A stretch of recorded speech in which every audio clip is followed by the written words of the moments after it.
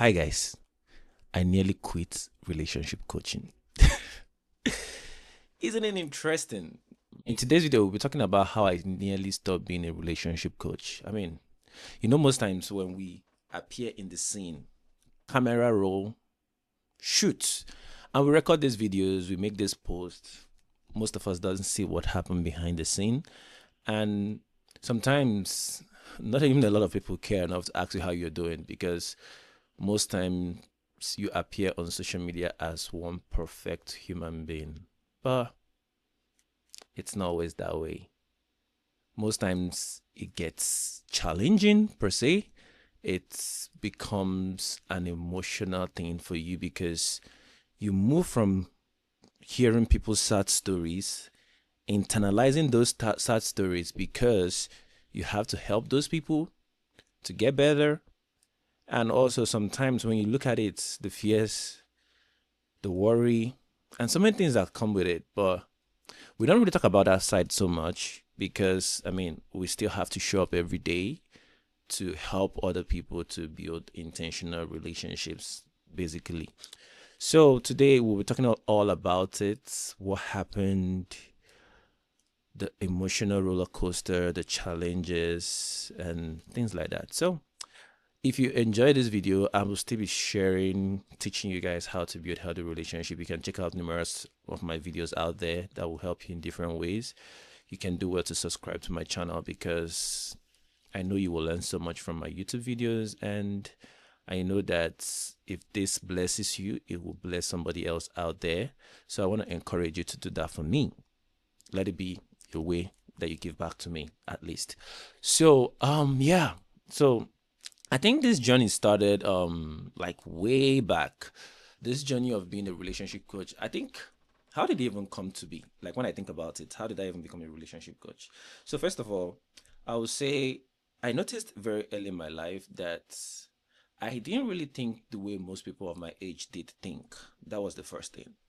And then most times I do surprise myself because some of the things that I know, or some of the things that how I process information, it wasn't the same way that at least the people in my age group processed information and did their things.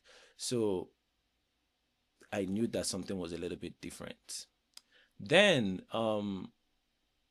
this was 2014, I think. But before 2014, I've always enjoyed the idea of asking people about their relationships, like just hearing stories. I can't just enjoy the whole idea. Like, stories, tell me the stories, let me hear you to talk about it. So, but then knowing people for being people, they actually don't want to talk about their relationship per se. So it felt like you are trying to invade their privacy and all this kind of thing. So I actually stopped asking entirely.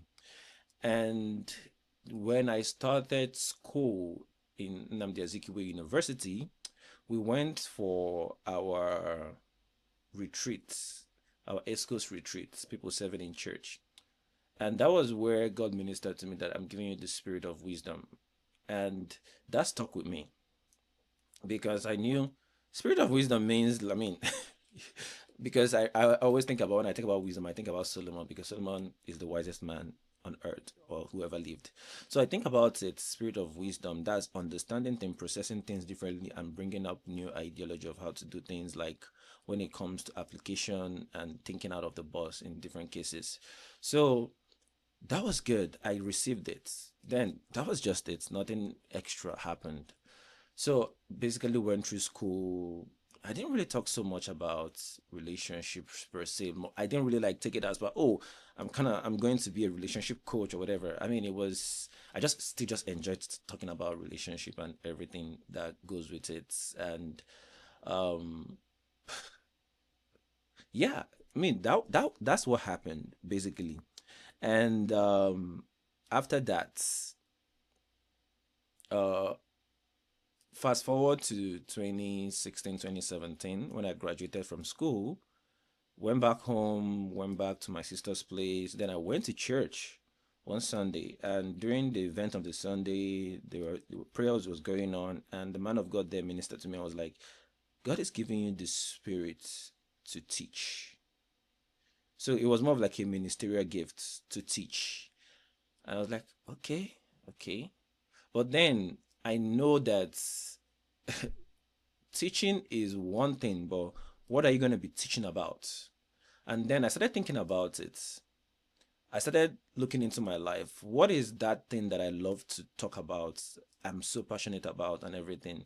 And I discovered that I love talking about relationships. And also, not just talking about relationships, like then when I talk about it, when I hear your story and you ask me for any advice, the advice I give you, they flow easily and they work. So basically, those advice work.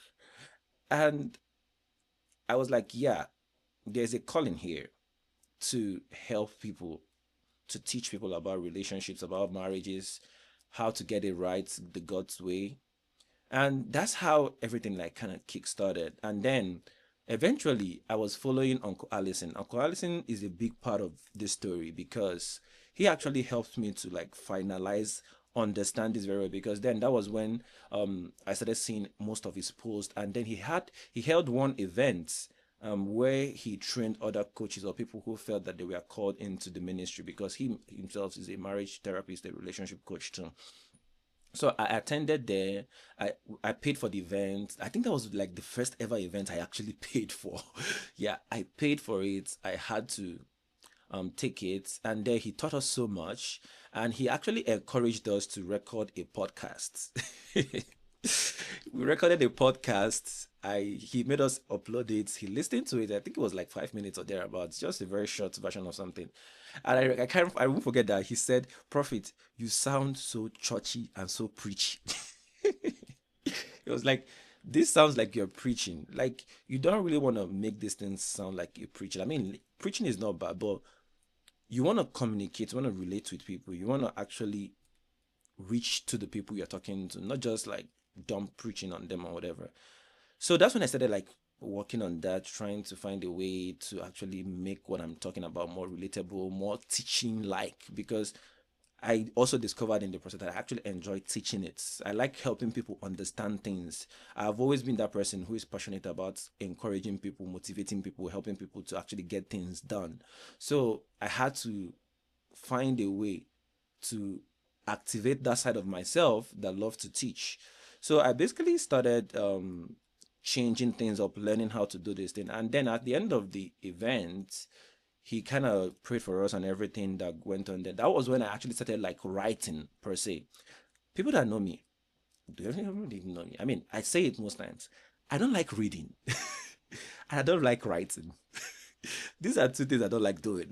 But funny enough, when you are called into a certain thing, when you are called into a particular thing that requires you to master the skill that will help you pass the message across, you just have to love what you do.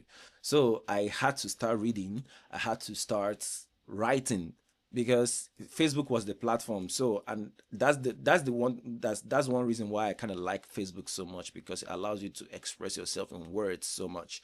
So that's when I started writing on Facebook, pouring out myself, pouring out the knowledge, pouring out what God is sharing with me, the things I've noticed, the things I'm learning. So I just started sharing things, talking to people. And eventually I was like, okay, this is not enough. You still need training. Because sometimes people think, oh, where is this coming from? I usually say there are different things that make whatever you hear from me. It's not just me talking from reading a book or whatever. I read books. I had to learn so much from books. I have to educate myself. And then I had to go to Udemy. I bought a course on life coaching. Basically, that course breaks down so many aspects of our human life. I think what academy was that again? I can't even remember. But I bought the course and I went through the course. It taught you so much about human being, about coaching, about things like that. So I took that course. Then I took another course that has to do with relationship coaching per se. I took those two courses and finished them, and then I started reading books, started doing so many other investments in myself, trying to make myself become a professional in this and not just be somebody who just talks. Because basically, the truth about when it comes to relationship coaching, or when it comes to these things we do, a lot of people are on the internet today giving hot takes, giving different versions of hot takes, but they are not trained. They can't even help you because they don't know what is there. Like, they are not qualified. They are just talking from emotion. They are not being logical about their reasoning. They're not being realistic about what they're talking about. They're just pouring things out from emotions. They have podcast is cheap. The mic headphone is super cheap. So you can buy one, set up the mic, set up your lights, and start talking. So, but most times for these kind of things, you need, because you're dealing with human beings, you're dealing with human lives here, for God's sake. Whatever you're telling them is going to make or break them in a way. Like, so you really want to get trained in this thing. So I took my time to get the trainings that I believe that were necessary for me to actually become a better relationship coach. And after then, I just kept going. Things seemed nice. I mean, I was the one that was asking people about their relationship, what they have, what if they want to share, if they don't want to share. But when I started doing this, people now started coming to me for it. Like, they come willingly to share their stories, to seek for advice, to do all those things. And it's my heart desire to help so many people. I kept doing this for so many years, and I've grown doing this, and I know that this is a calling in my life to do this. I want to be one of the best relationship coaches out there someday. Not just a relationship coach, but like a marriage coach, a marriage therapist, and stuff like that. Someday I know that will happen, like one of the best out there, because I believe that this is not just something you do for money or for fame or whatever. It's a core part of God's work on earth. It's a core part of what God wants to get like correct in this our generation, because marriage has become so bad in our generation that now we are hearing so many things. Divorce is like, it's, you get married, even you don't even last a year, you're already divorced and stuff like that. So God is trying to correct this institution so much with people like me and people like that do the things I do. So I know that this is not just something you do that way.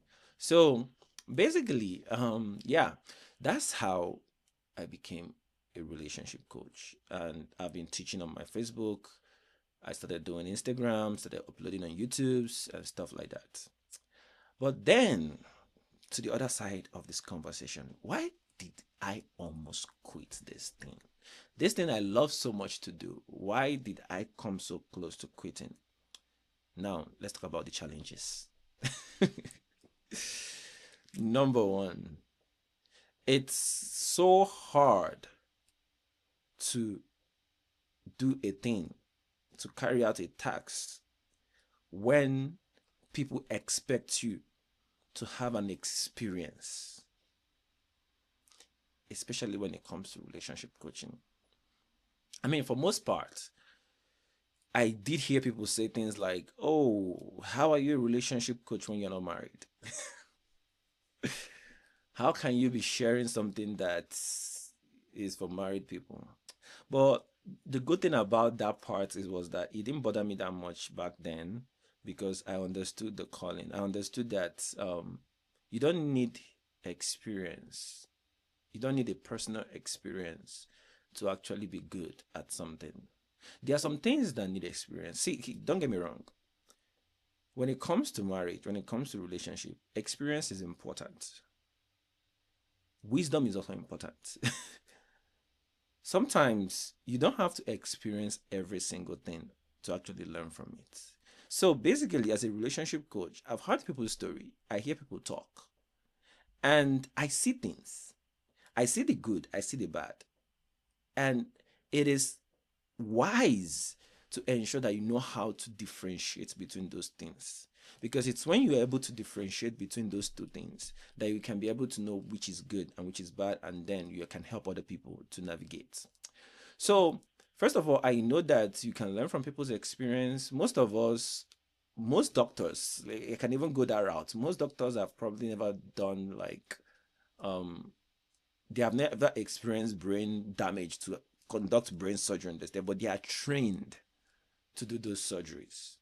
You get my point? Most lawyers defend cases not because they have experienced it, but because they have been trained to know how to tackle those issues. The same thing applies to relationship coaching. You don't need to be a relationship, be in a relationship per se, or be married to know how to tackle these things. But then where wisdom comes in is that you know the level you can go to. Because the truth is that, yes, experience is good. Sometimes advice is always easy to dish out. But at the same time, some level of experience is required to be able to help you understand some certain things. So that's one thing I try to do so much. That's why most times I don't really see myself yet as a marriage coach. That's why whenever marriage situations comes up, I'm very picky on what I address when it comes to marriage. I only stand by marital principles that are godly. Marital principle that God has said this is what it is. Because I know that what God says goes, whether you like it or not. So if it's not backed by with the word of God, I'm very, very careful dancing around that situation because I understand that relationship is very different from marriage per se. That's why I'm still in a relationship. But you people have never heard me call myself a marriage coach because they are two different things. So they might have there are a lot of similarities, but they're a little bit different too. Because how you handle a relationship problem is different from how you handle a marriage problem. So in a relationship, when somebody cheats on you, you can always say, pack up, leave. You don't have to get married to them. But in marriage, when somebody cheats, the first thing you are suggesting is not divorce. That let me be honest with you, it's not divorce. They messed up, yes, they messed up. But the first thing you're gonna be suggesting to them is never divorce. Divorce is like we are praying that it never even comes up.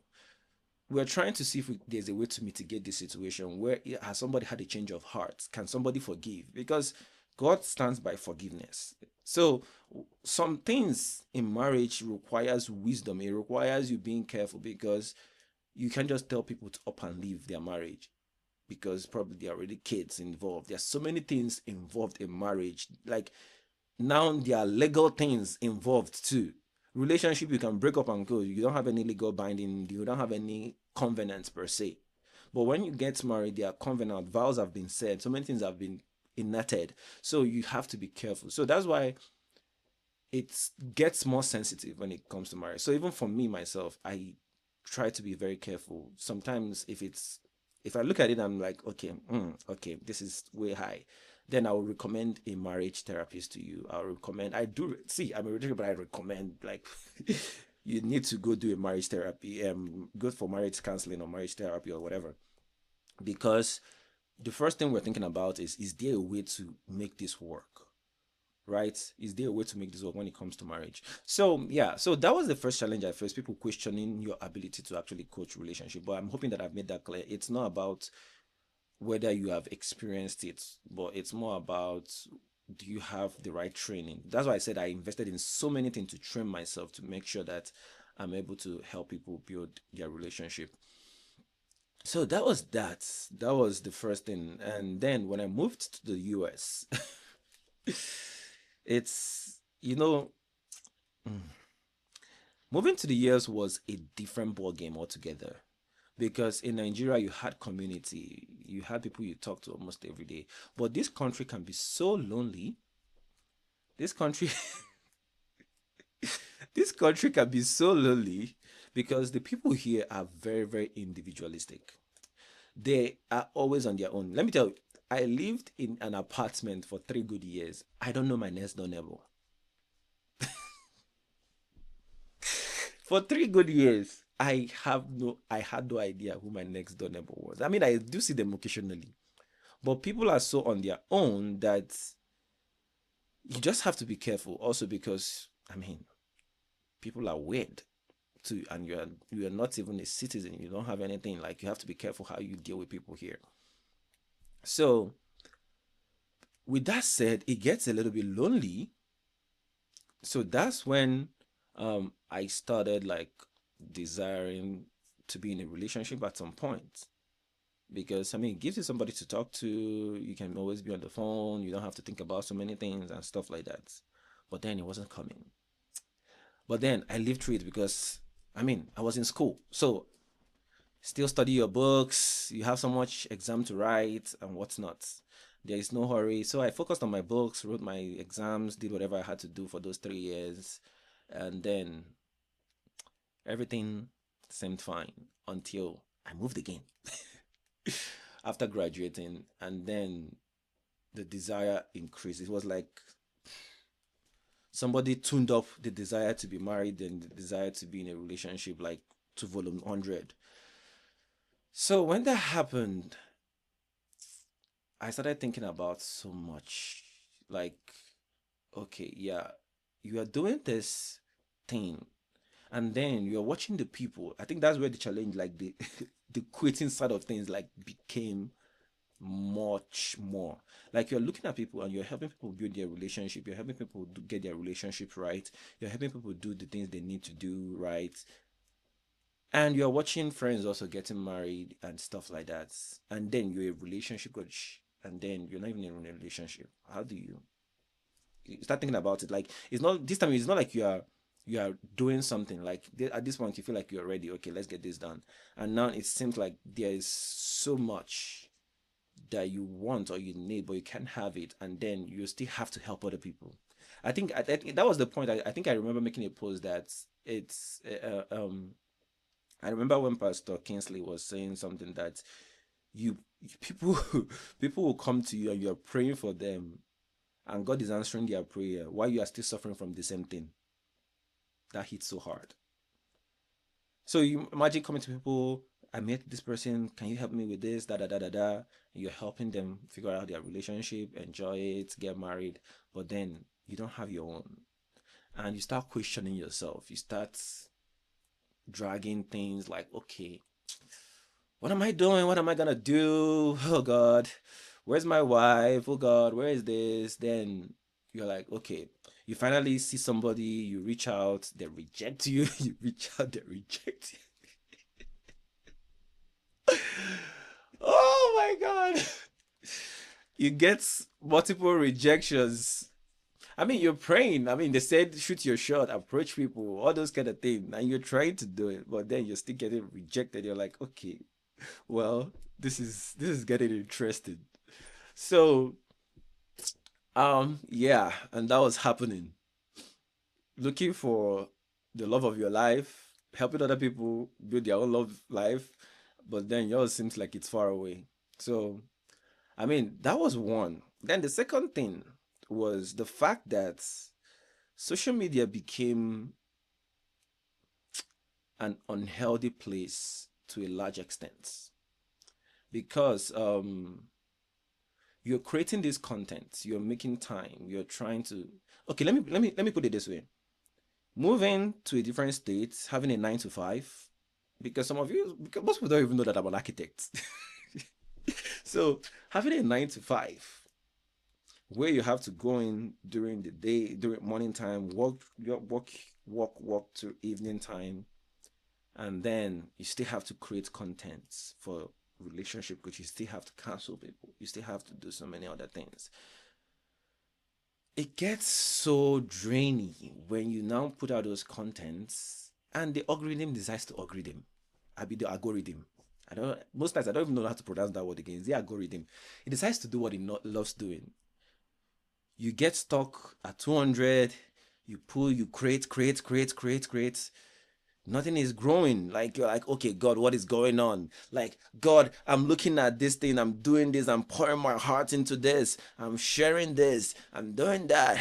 Then where is the growth? Where is the fruit? Where is this? Like, I make this content. I know this content is good. I know it's gonna bless people. You give me this idea. I'm pouring it out to people. I'm sharing it. But then the people that you're doing it for aren't even seeing it, because the algorithm is algorithming. You're trying to be the algorithm, you're trying to do this, you're trying to do that. I mean, it gets so crazy. Like some days you're like, okay, do I even want to create anything? Like if I create something, like who is gonna even gonna see it? Then the worst started when I I was at 7,000 followers on Facebook, and I don't know if I was happily there, but then at least I had the engagement coming, because sometimes these things are the things that encourage you. When people read these things and they are blessed, it kind of encourages you to write more, to want to help more, to want to create more, because you're seeing the outcome of it. But then when you're creating and you're not seeing the result, it's kind of stressful.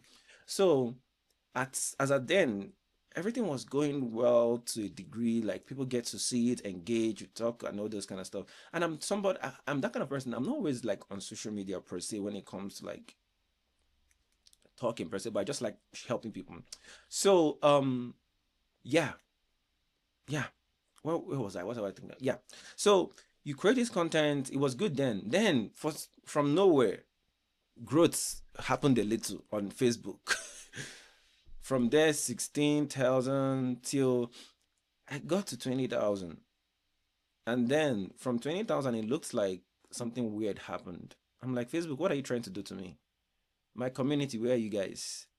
Then you post, nobody sees it. Like you check your reach, it's not going anywhere. You post. Because remember, guys, remember, you still have a 9 to 5. You still have to stay awake in the night.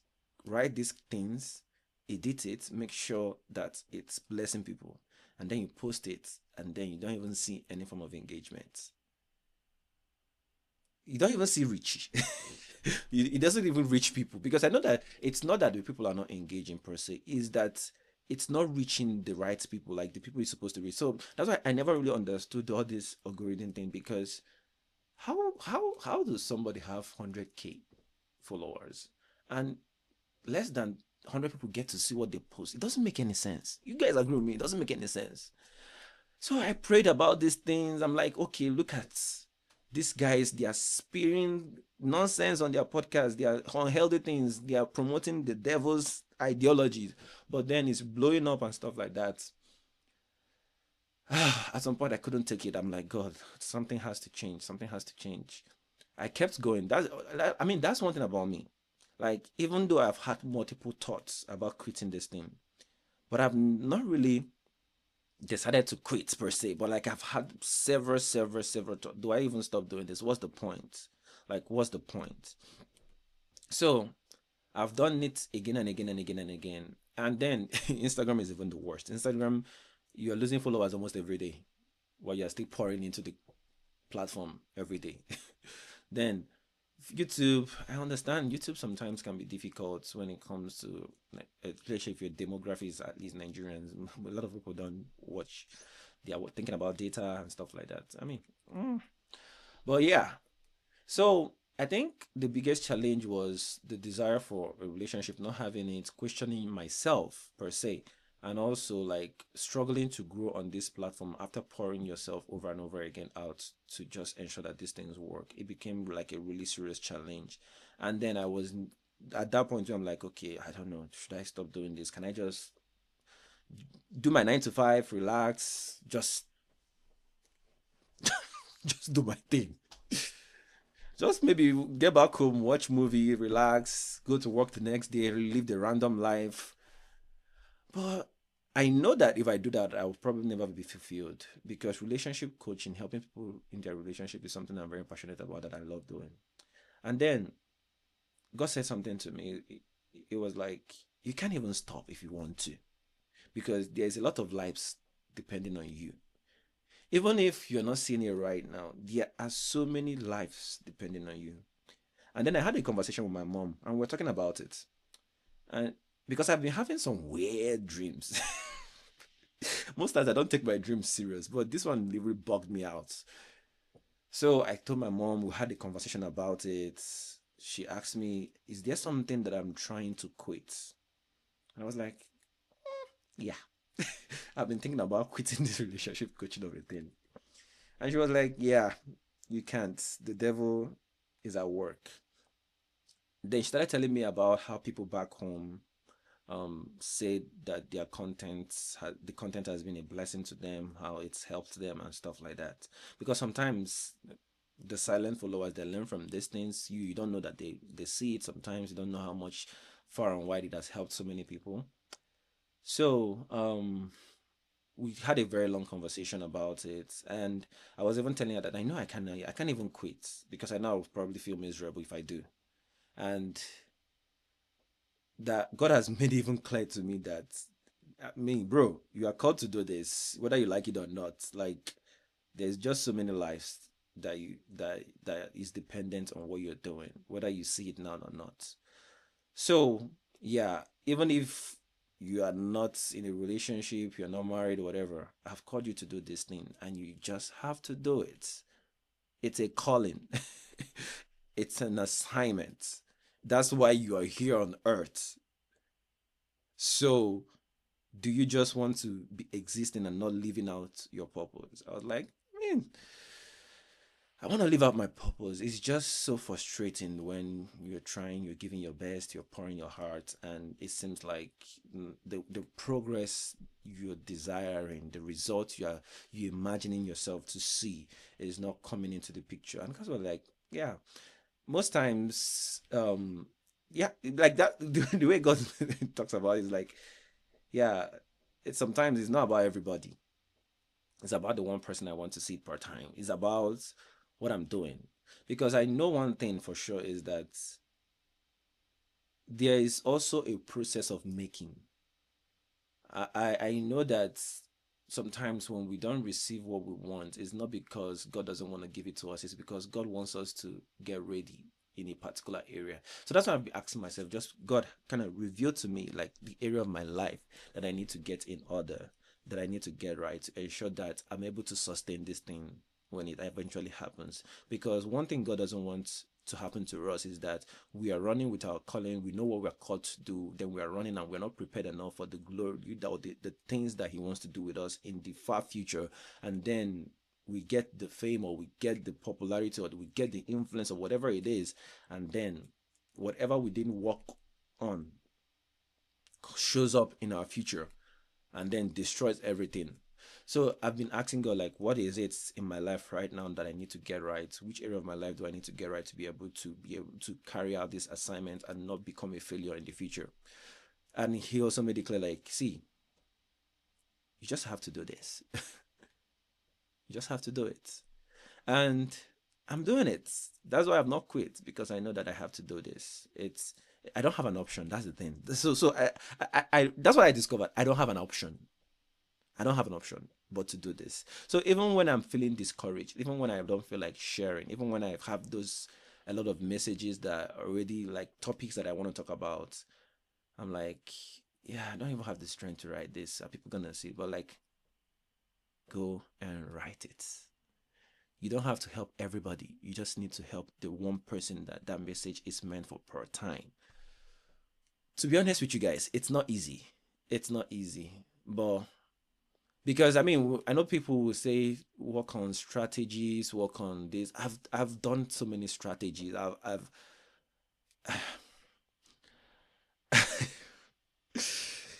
But I think I've done so many things behind the scene trying to get this right. But I kind of feel that there's something God is trying to do that I don't get the whole pictures right now. But I know that it will become clearer, because the way God has been doing things recently with me is that after some time it's like, okay, go and look back, check back. Did you see? Are you seeing something? Did you see why I saved you from that or why I didn't want that for you? I'm like, yeah, God, I see it. So it's not always the fun thing. It's not the fun. It's not the fun thing, but it's what it is. So most times I'm like, God, yeah, it's hard, but I just have to show up every day. Show up every day, help people out there, help them, support them in any way that I can when it comes to building their relationship. So yeah, there has been challenges when it comes to growth, when it comes to you not having your own person, like, because at some point you start desiring it so much, at least for me, I desired it so much that I'm like, okay, like I'm helping so many people do get their things right.